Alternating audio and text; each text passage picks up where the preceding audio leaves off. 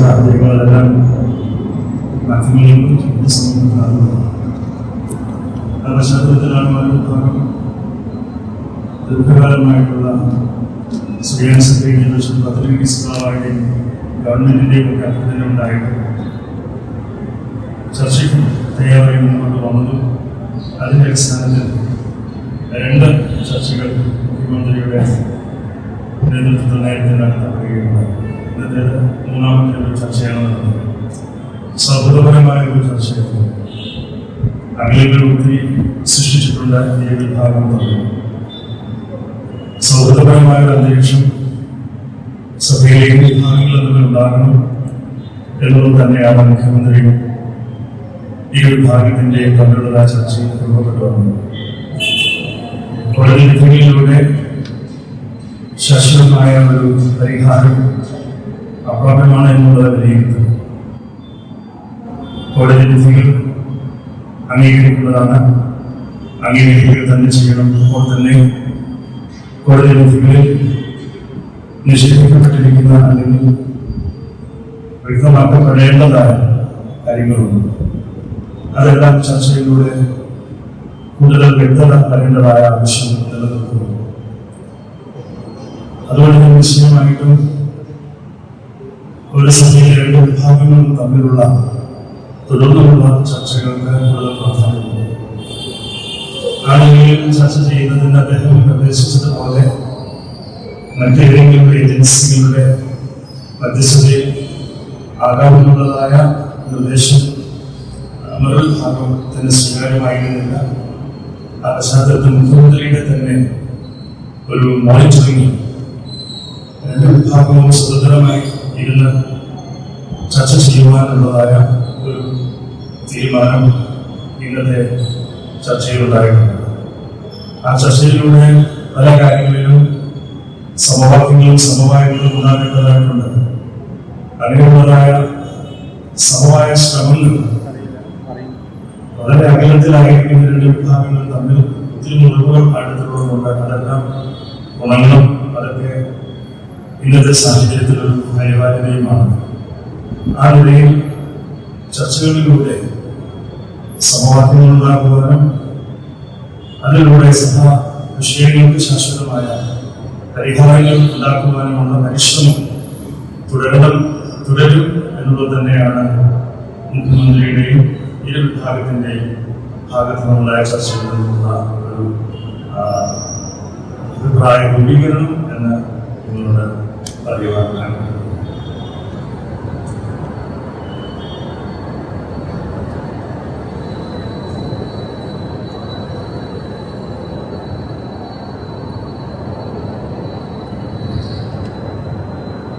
ബഹുമാനപ്പെട്ട മുഖ്യമന്ത്രി വച്ചിരിക്കുന്ന നിർദ്ദേശം 2 ഭാഗത്തുനിന്നും ഓരോ ആളുകളെ സജസ്റ്റ് ചെയ്യുക,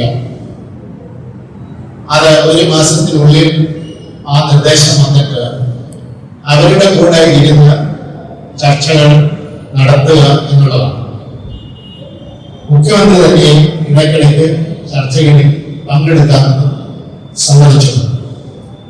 ഇന്ന് നടന്നതായ ചർച്ചകളിൽ ഒരു യോജിപ്പ് പെട്ടെന്നുണ്ടാകുക എന്നുള്ളത് യാതൊരു കാരണവശാലും സാധ്യമല്ല. അത് ഞങ്ങൾ വ്യക്തമാക്കുക കാര്യം. എന്നാൽ ഒരു സമുദായം എന്നുള്ളതായ നിലയിൽ, ഒരു വൺ പീപ്പിൾ എന്നുള്ളതായ നിലയിൽ അനേക കാര്യങ്ങളെ സംബന്ധിച്ച് ചർച്ച ചെയ്യും, പല കാര്യങ്ങളിലും സഹകരിച്ച് പ്രവർത്തിക്കാം. അങ്ങനെ ഒരു റോഡ് മാപ്പ് തയ്യാറാക്കിക്കൊണ്ട് ഒരു ഡിജിറ്റൽ ബോർഡ് വച്ചുകൊണ്ട് ഉള്ള ഒരു ചർച്ചയും ഏകോപിച്ചുള്ളതായ ഒരു അന്വേഷണവും ആകാം എന്നുള്ളതാണ് ഞങ്ങളുടെ പറഞ്ഞത്. അവരാവശ്യപ്പെട്ടത് എല്ലാവരും അവരുടെ കൂടെ ചേരുക, എന്നിട്ട് പ്രശ്നങ്ങളെല്ലാം തീർക്കുക എന്നുള്ളതാണ്. അത് സാധിക്കില്ല എന്ന് ഞങ്ങളെ വളരെ വ്യക്തമാണ്. അതുകൊണ്ട് ചർച്ചകളുടെ ഏകദേശം ഗതി ഇതായിരുന്നു. ഇനി നിങ്ങൾക്ക് ചോദ്യങ്ങളുണ്ടെങ്കിൽ ചോദിക്കുന്നതിന് മുമ്പായിട്ട് അദ്ദേഹം ദേവസ്ഥിതിക്ക് നിങ്ങളോട് പറയും.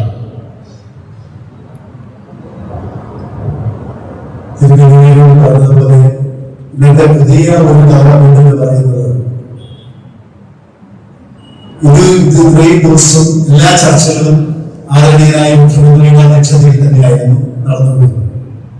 എന്നാൽ ഇനിയുള്ളതായ ചർച്ചകൾ ഇരു വിഭാഗങ്ങളും ഒരുമിച്ചു അതിന് ഇരു വിഭാഗത്തിൽ നിന്നും ഓരോ ആളുകൾ അതിന്റെ ഓർഡിനേറ്റേഴ്സ് ആയി നിന്നുകൊണ്ട് അതിന്റെ എത്ര പേര് ചർച്ചയ്ക്ക് വേണമെന്നുള്ള കാര്യങ്ങൾ തീരുമാനിച്ച് ഇരു വിഭാഗങ്ങളും ഇരുന്ന് അദ്ദേഹം അടിവരായിട്ട് പറഞ്ഞ കാര്യങ്ങളുണ്ട്. ഗവൺമെന്റിനെ സംബന്ധിച്ചിടത്തോളം ഇപ്പോഴുള്ള ഏറ്റവും പ്രധാനപ്പെട്ട ഒരു കൺസേൺ സംഘർഷങ്ങൾ ഇല്ലാത്ത ഒരു സാഹചര്യമുണ്ട്. ഈ ലോ ആൻഡ് ഓർഡർ സിറ്റുവേഷൻ ഇവിടുത്തെ ഏറ്റവും വലിയ പ്രശ്നമാണ്. അതിപ്പോൾ വളരെ ചർച്ചകൾക്ക് ശേഷം വളരെ ഭംഗിയായ അനുകൂലമായ നല്ലൊരു സാഹചര്യം സൃഷ്ടിക്കപ്പെട്ടിട്ടുണ്ട്.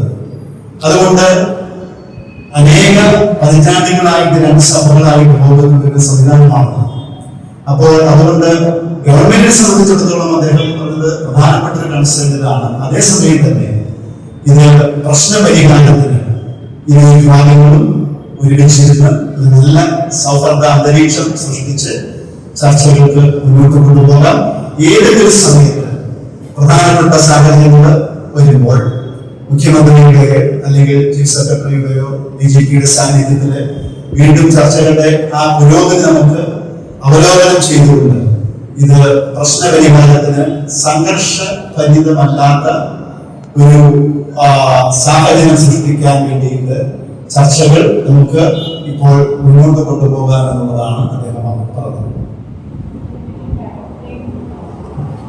എത്രയും പെട്ടെന്ന് എന്നാണ് ഞങ്ങളുടെ ഇരു വിഭാഗങ്ങളിൽ നിന്നും ഇതിനുള്ളതായ മറുപടി കൊടുക്കാൻ പറഞ്ഞിട്ടുണ്ട്. അപ്പോൾ ഒരു മാസത്തിനുള്ളിൽ നിങ്ങളുടെ ഉദ്യോഗസ്ഥന് ആദ്യം പറഞ്ഞു, ഒരു മാസത്തിനുള്ളിൽ ഈ കാര്യങ്ങൾ ബഹുമാനപ്പെട്ട മുഖ്യമന്ത്രിയുടെ ഓഫീസിൽ ഇപ്പോൾ അതിന്റെ മറുപടി അറിയിക്കാമെന്നാണ് പറഞ്ഞിരുന്നത്.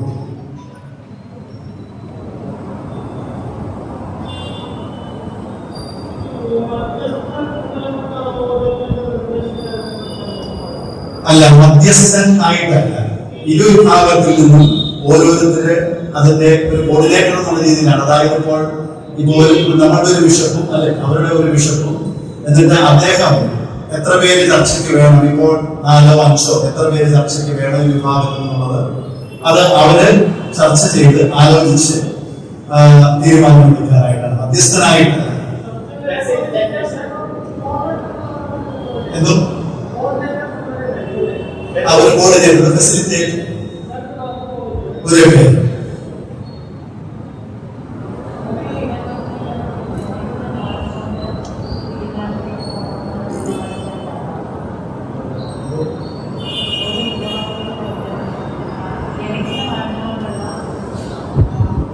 അത് തീർച്ചയായിട്ടും ഇതിനകത്തൊരു യാഥാർത്ഥ്യം ഞങ്ങളത് പറയുകയും ചെയ്തു. ഇതിനകത്തൊരു യാഥാർത്ഥ്യമുണ്ട്. കോടതി വിധികൾ അത് നമുക്ക് എല്ലാവർക്കും ആദരിച്ചേ പറ്റൂ.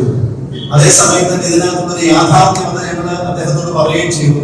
ഒരു യാഥാർത്ഥ്യം, ഇത് ഇപ്പോൾ 2 സഭകളായി 2 ഭരണ സംവിധാനങ്ങളായി വളരെ അകച്ചയിൽ പോയിക്കൊണ്ടിരിക്കുന്ന സമൂഹമാണ്.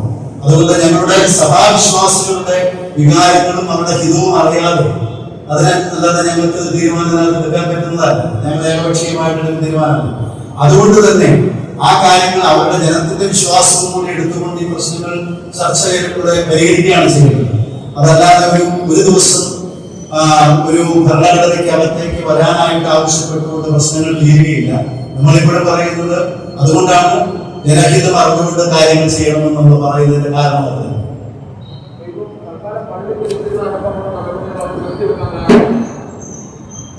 പള്ളി പിടിക്കുന്നത് അടക്കമുള്ളതായ ഇത് നിർത്തിവെക്കാൻ തയ്യാറാണോ എന്നുള്ളത് ഇതിനകത്ത് തീർച്ചയായിട്ടും ഞങ്ങൾക്ക് ഒരു പ്രതീക്ഷയുള്ളത് എന്താ വെച്ചാൽ ആദരണീയനായ മുഖ്യമന്ത്രിയുടെ സാന്നിധ്യത്തിൽ നടന്ന ചർച്ചയാണ്. ഈ ചർച്ച തുടങ്ങിയതിനു ശേഷം അതുപോലുള്ള സംഭവങ്ങൾ ഉണ്ടായിട്ടുണ്ട്. അതുകൊണ്ട് ഈ ചർച്ചകളിൽ ഞങ്ങൾക്ക് പ്രതീക്ഷയുണ്ട് ഇനിയും അതുപോലുള്ളതായ സംഭവങ്ങൾ ഉണ്ടാവുകയില്ല. കാരണം ഇത് പ്രശ്നപരിഹാരം പള്ളിപ്പെടുത്തും കൊണ്ട് മാത്രം പ്രശ്നപരിഹാരമാകുന്നില്ലല്ലോ. അതൊരു പ്രശ്നപരിഹാരം എന്ന് പറയുന്നത് മാനസികമായിട്ട് ഇരു വിഭാഗങ്ങളും സഹകരിച്ച് അനുരഞ്ജനത്തിന്റെ മാർഗത്തിലൂടെ വന്ന് ഒരു സമവായത്തിലൂടെ പരസ്പരം സഹകരിച്ച് മുന്നോട്ട് പോകാനുള്ള ഒരു സാഹചര്യം ഉണ്ടാകാം. അപ്പൊ അതിന് വീണ്ടും പ്രൊവോക്കേഷൻ, അത് പ്രത്യേക മുഖ്യമന്ത്രി ആവർത്തിച്ച് പറഞ്ഞു, പ്രകോപനപരമായ കാര്യങ്ങൾ ഇരുഭാഗത്തു നിന്നും ഉണ്ടാകരുതെന്നുള്ളത് അദ്ദേഹം അതുകൊണ്ട് പ്രത്യേകമായിട്ട് പറഞ്ഞിട്ടുണ്ട്. അപ്പൊ അതിനകത്ത് പെട്ടതാണല്ലോ ഈ പറഞ്ഞ കാര്യങ്ങളൊക്കെ. അപ്പൊ അതുകൊണ്ട് തീർച്ചയായിട്ടും അങ്ങനെ ഒരു സംഭവ വികാസം അദ്ദേഹത്തിന്റെ അടുത്ത് നടന്ന ചർച്ചയുടെ ഇതിനകത്ത് നിന്നുകൊണ്ട് ഉണ്ടാവുകയില്ല, ഇനി പള്ളികളിലേക്ക് അങ്ങനെയുള്ളതായ പ്രശ്നങ്ങൾ ഉണ്ടാവുകയില്ല എന്ന് ഞങ്ങൾ പ്രതീക്ഷിക്കുകയും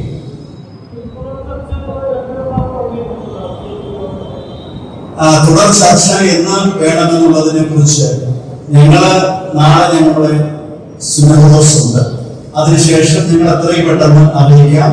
അവര് ഒരു മാസത്തിനുള്ളിൽ അറിയിക്കാമെന്നാണ് പറഞ്ഞിരിക്കുന്നത്. അതിനുശേഷമായിരിക്കും ആ കാര്യങ്ങളെ കുറിച്ചുള്ള തീരുമാനം.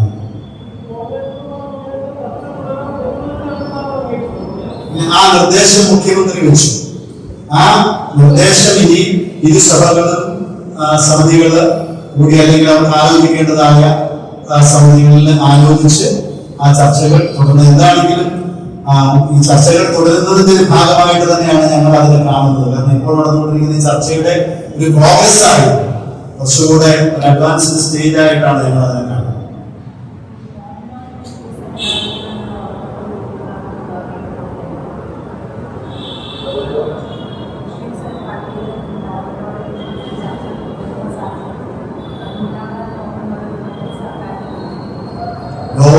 ഇഷ്യൂ ഇപ്പോൾ ഈ ചർച്ചകൾ നടക്കുന്ന വലിയ സ്ഥിതി ഇപ്പോൾ ഉണ്ടായിട്ടില്ലല്ലോ അതിന് ശേഷം. അപ്പോൾ അതുണ്ടാവുകയില്ല എന്നുള്ള പ്രതീക്ഷയാണ് ഉള്ളത്.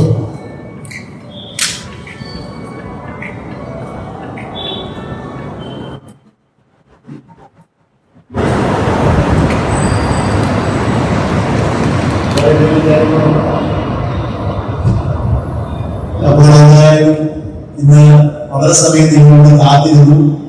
ഈ എല്ലാ മാധ്യമ പ്രവർത്തകരോടും സെക്രട്ടറിക്ക് വേണ്ടി വളരെ വിനയത്തോടെ നന്ദി പറയുന്നു.